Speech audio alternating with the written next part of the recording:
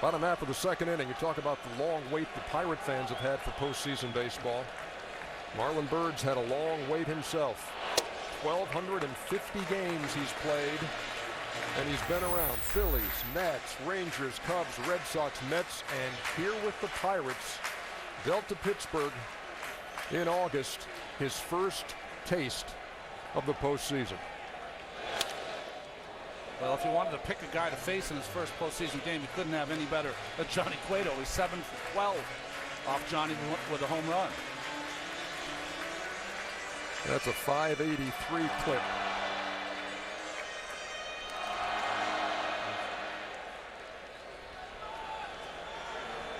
Played 30 games with the Pirates. Hit .318, 3 home runs, 17 runs batted in, and for the season, 24 home runs and 88 runs batted in. They got him from the Mets, along with John Buck. Neil Huntington pushing a lot of right buttons this season for this franchise. Well hit to left. Deep and gone. First postseason at bat. And Marlon Byrd has put the Pirates on top. Bucko Blast, his first of the playoffs.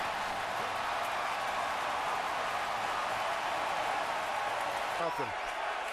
Here's Pedro Alvarez. Alvarez tied with Goldschmidt for the National League lead in home runs with 36. And even 100 runs batted in. And as Clint Hurdle says, he can shrink a lot of ballparks.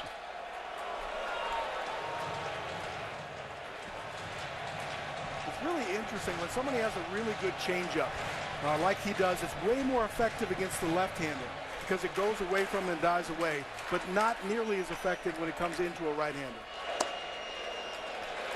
It's almost like he started it on the outside corner and it drifted right onto the best part of the bat for Byrd.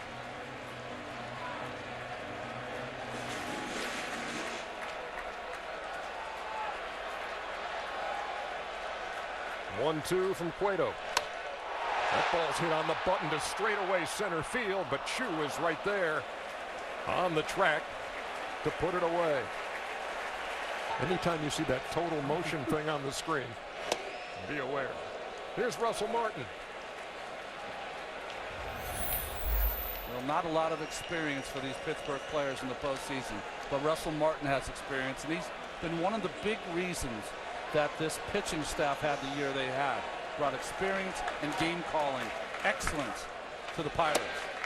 And don't forget all the guys he throws out at second base. Yeah. And basically anything offensively is gravy. I mean, he went deep 15 times, knocked in 55 runs, hit .226. What a great guy to have behind the plate with his pitching staff.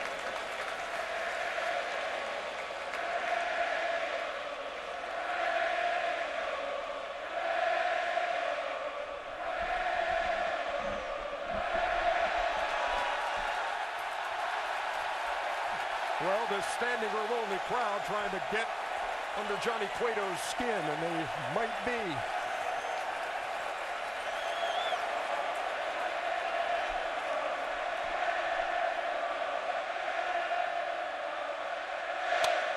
That ball's hit well to left center field. Back toward the track, and that ball is gone.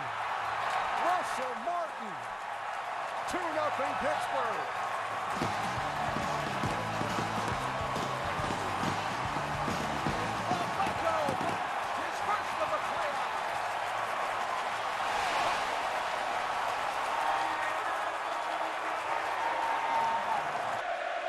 Here's Clint Barmas.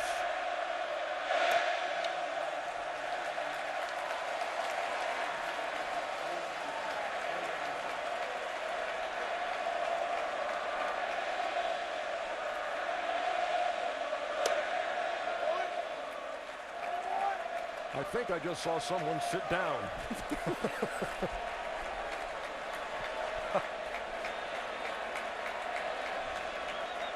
Boy, the lead up to this game in this city, staggering.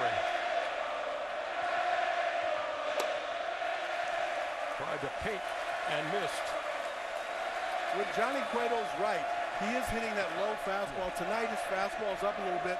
Looks like he's trying to find his breaking ball or his secondary pitch until he finds that low fastball. 2-1 to Barmes. Had a good cut. Straight back, 2-2. Splitting the middle of the plate right down the middle in a hitter's area. Yeah. He normally is much more down towards the knees. Well, we talked in the open how it's going to be an uphill battle for these Reds. Playing in this ballpark, playing against this talented Pittsburgh team that is a great front runner. 77-11 when they lead by 2 runs. The 2-2 to right center, and Chu makes the sliding play.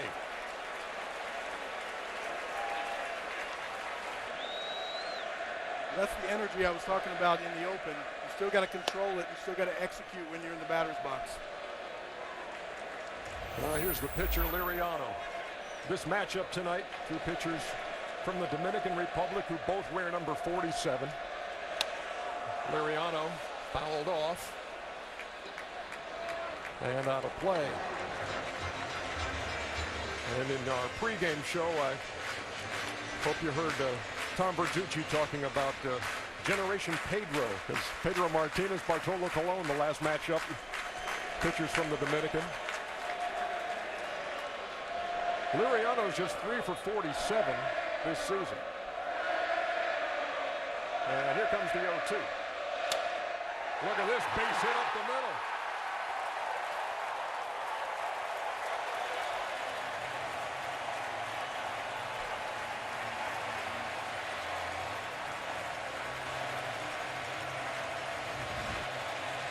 Hits allowed in the inning by Cueto. 2 have left the yard. And that 2-out single by Liriano brings Starling Marte in the top of the order to the plate.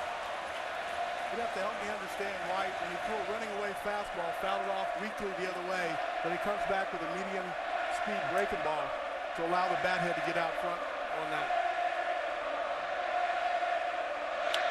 Didn't mean to. Into right field, base hit. Runners at first and second. What do you mean he didn't mean to? That's exactly what he was trying to do. Marte with a check swing single into right. Again, like you said, Caldo, the pitch is upstairs. Excuse me swing for a single from Marte. The best feeling is when you have an excuse me swing and it's accidentally hit a line drive to right. And the worst feeling is when you check swing it right back to the pitcher with the bases loaded and you turn it into a double play. Brian Price had to cup that telephone. They could not hear him in the bullpen, who he wanted to get up and get ready. 40,000 plus chanting Cueto as one. Now I know what 21 years of frustration dressed in black looks like.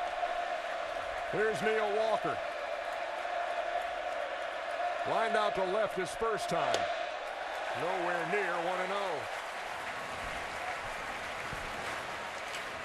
1-0. Walker was 7 years old in 1992 when Sid Bream slid across with a winning run in Atlanta in the last playoff game the Pirates played. And his brothers used to kid him about crying so much after that happened. Little blooper over there near the railing, and Frazier, did he hold on to this? What a catch. What a catch. There's the signal. He did make the catch. Rob Drake made the call. Frazier made the catch. What an inning for the Pirates as they score twice. Look at Frazier by the railing and makes the play for the 3rd out. But it's 2-0 Pittsburgh.